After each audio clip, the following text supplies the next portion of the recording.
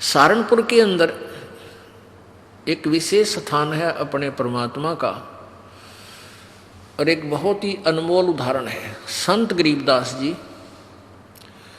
जिनको कबीर परमेश्वर प्राप्त हुए थे, मिले थे छुडानी गांव में। सतलोक से चलकर वो परमेश्वर आए थे। और गरीबदास जी गांव छुडानी, जिला झज्जर, हरियाणा, भारतवर्ष की भूमि पर सन 1717 में उनका जन्म हुआ था। गरीबदास जी का जब 10 वर्ष के हो चुके थे, वो गौओं के पाली गवाले थे खेतों में, वहां परमेश्वर आकर मिले थे। उसके बाद परमात्मा ने उनको साक्षात्कार कराया और अपना सतलोक दिखाया, जहां परमेश्वर रहते हैं, जहां से हम बिछुड़कर आए हुए हैं। तो आगे चल के गरीबदास जी ने परमात्मा कबीर जी की महिमा कलम तोड़ आंखों देखा हाल पूरा लिखा हुआ है, जिसको ग्रंथ सदग्रंथ साहिब हम बोलते हैं, जिनका ये पाठ चल रहा था 3 दिन उस अमरवाणी का। तो गरीबदास जी द्वारा लिखवाई गई वो वाणी है। तो गरीबदास जी का एक शिष्य था। गरीबदास जी कहीं सत्संग करने जा रहे थे, और वहां एक सहारनपुर का भूमड़ नाम का एक सैनी था, सैनी जाति से एक भूमड़ सैनी नाम का एक भक्त सहारनपुर का कहीं अपनी रिश्तेदारी में गया हुआ था। वहां गरीबदास जी सत्संग कर रहे थे। उस पुण्यात्मा ने सत्संग सुन लिया और गरीबदास जी से उपदेश ले लिया। फिर वो छुडानी जाने लग गए, जहां गरीबदास जी प्रत्येक पूर्णवासी को सत्संग किया करते थे। अब वो धीरे धीरे इतने प्रभावित हो गए वो भूमड़ जी, भूमड़ भक्त सैनी, के प्रतिदिन ना प्रति महीना सहारनपुर से चलकर छुडानी आने लग गए। पहले तो धीरे धीरे ज्ञान होता है, फिर इतनी श्रद्धा बन गई कि सहारनपुर से चलकर गांव छुडानी, जिला झज्जर में वो प्रत्येक महीना आते। पहले ना तो कोई कन्वेंस थी, ना कोई रास्ते थे, पैदल आना सहारनपुर से चलकर। सहारनपुर से मेरे ख्याल में झज्जर छुडानी गांव 100 किलोमीटर से 150 से 200 किलोमीटर के आसपास है। अब वहाँ से पैदल चलना, और पहले वर्षा के दिनों में ये जैसे बीच में दरियाएं बहा करती थी, उन पर कोई पुल भी नहीं था, वो आते थे। वो ऐसे पिछले 1 वर्ष से ऐसा उसने प्रक्रिया कर ली। अब गरीबदास जी ने कहा, बेटा ऐसे दुख ना पाया कर, तू 1 आधा महीना छोड़ कर आ जाया कर। नहीं बोला, गुरुजी मेरे पर डटया नहीं जाता, मुझसे रुका नहीं जाता। तो गरीबदास जी बोले, कोई बात ना, ले बेटा तेरी मौज है। अब क्या हुआ कि गरीबदास जी ने भादुआ सुदी दूज को शरीर छोड़ना था। उससे पहले उस भगत से कह दिया, बेटा अब तू यहां मत आना, ये मेरा ऑर्डर है, आज के बाद यहां नहीं आएगा। अब भूमड़ रोने लग गया, भूमड़ भगत रोने लग गया। काफी रोता रहा कि गुरुजी ने भाई बड़ा आदेश दिया, क्या बात है, मेरे से कोई त्रुटि बन गई, कोई गलती होगी मेरे से। परमात्मा गरीबदास जी बोले, बेटा क्यों रो रहा है? कि जी यूँ रो रहा हूँ, मुझ दास से कोई गलती तो नहीं बन गई, आपने यहाँ न आने का, आपके दर्शन ना करने का आदेश दे दिया। परमात्मा ने कहा, गरीबदास जी ने कहा कि दर्शन ना करने का आदेश नहीं दिया मैंने, यहाँ न आने का आदेश दिया है। मैं तेरे पास वहीं आऊँगा बेटा। बालक मैंने शादी कर दी, 4 लड़के थे, 2 लड़की गरीबदास जी के पास संतान थी। लड़कियों ने शादी नहीं करवाई, ब्याह नहीं करवाया था, वो आजीवन ब्रह्मचारी रही थी अपनी भक्ति की। 4 बच्चों का ब्याह कर दिया। अब मैं फ्री हूँ बेटा, वहाँ आऊँगा तेरे पास, और तेरा बाग है बताते हैं वहाँ, अच्छा हाँ जी आपकी दया है, आपकी कृपा से ही तो सब कुछ हो रहा है। तो भाई उस बाग में मेरी एक झोपड़ी डाल दिए बेटा, मैं भी अपना भजन करूँगा और तेरे को सेवा दर्शन हो जाएंगे। तो बड़ा खुश होया और वापस चला गया।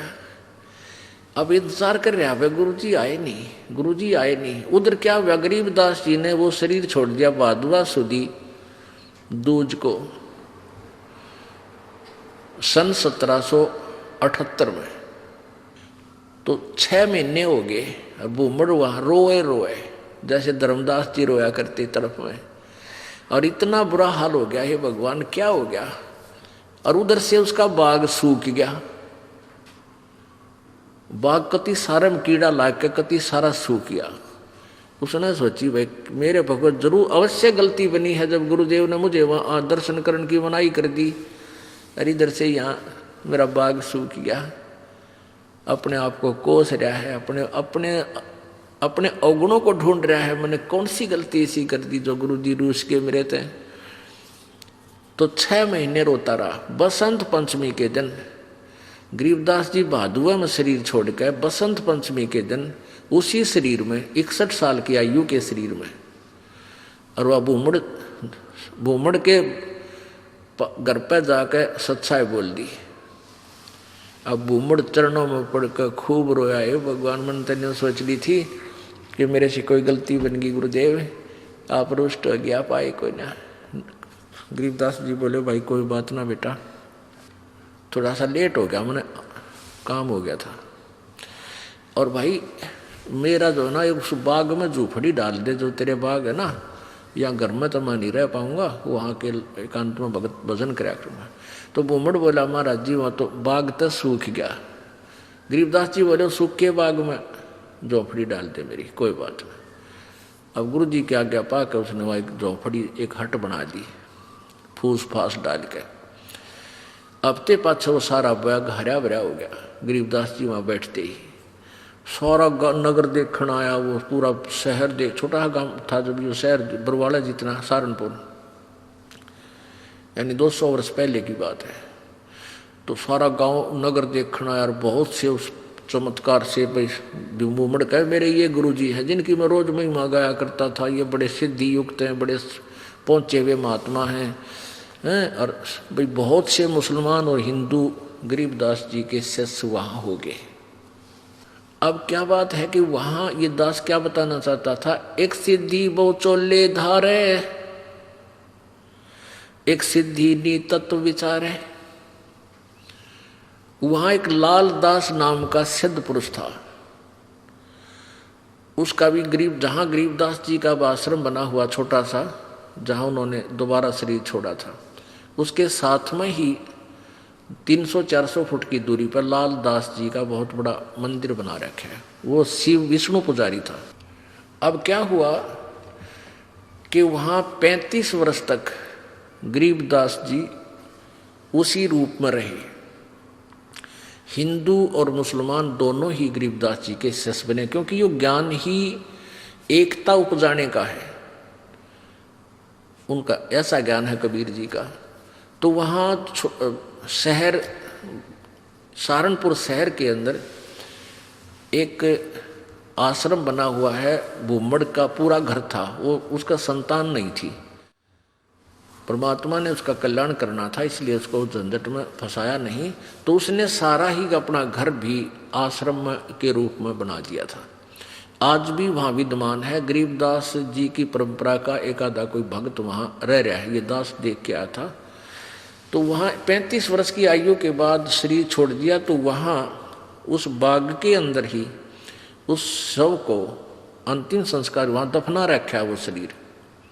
तो अब क्या हुआ, जब शरीर छोड़ दिया गरीबदास जी ने, यानी शरीर त्याग दिया वहाँ पे, तो वहाँ काफ़ी भक्त शिष्य हो गए थे। तो उन्होंने सोचा भी छुड़ानी वाले जो इनके वंशज हैं, गरीबदास जी के बच्चे हैं, संतान है, उनसे पता करके आओ कि महाराज जी के शरीर को यहाँ लावा या वहीं अंतिम संस्कार कर दे।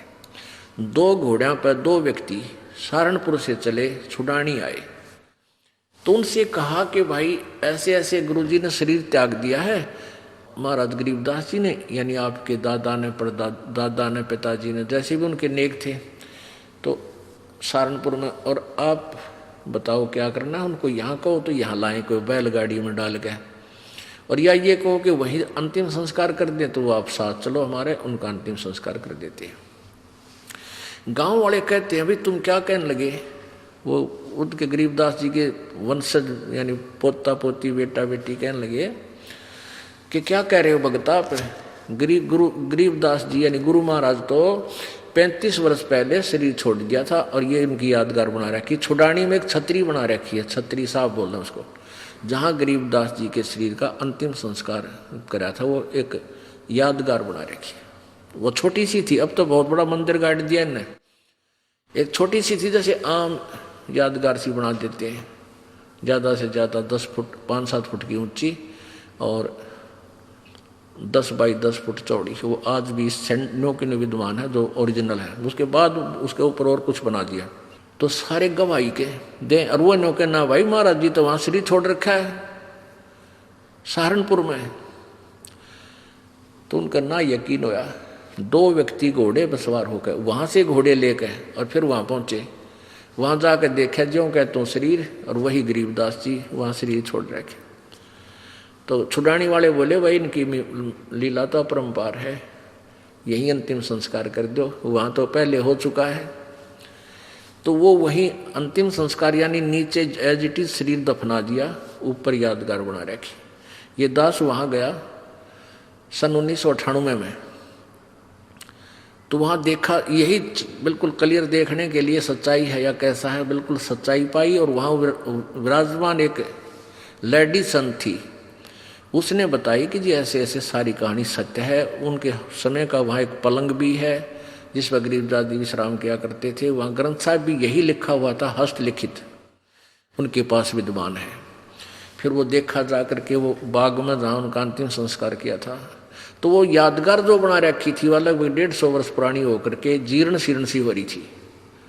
तो हमने उनसे कहा कि आपकी आज्ञा हो तो हम इसको दोबारा रिकंस्ट्रक्ट कर दें, न तो पड़ेगी को गिर के किसी चोट लगेगी, को दर्शक होगा। तो वो कहने लगे जी ऐसे कर दो। फिर हमने क्या किया कि नीचे का पोर्शन नहीं छेड़ा, वो पुरानी छोटी छोटी ईंटों से बना हुआ था, उसके ऊपर की दोबारा से बढ़िया ईंटों से और एक अच्छा गुम्बद सा बना के वो तैयार किया। और उसके ऊपर पूरा एक बोर्ड लगा रखा है, पूरी कहानी लिखी हुई हमने कि ऐसे ऐसे ये हुआ था। अब कहने का भाव ये है दास का कि उन्हीं के साथ में एक लाल दास जी थे,